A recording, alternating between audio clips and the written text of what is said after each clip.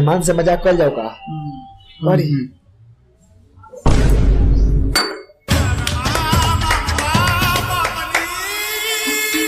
ई का कइले लोगन?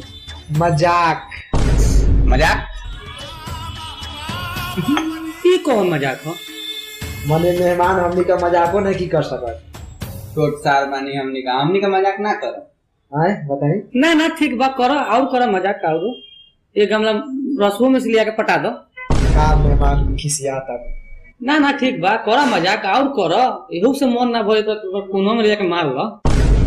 ना मेहमान ओइसन काम ना होई हमनी से। छी मेहमान कितना गंदा सोची है।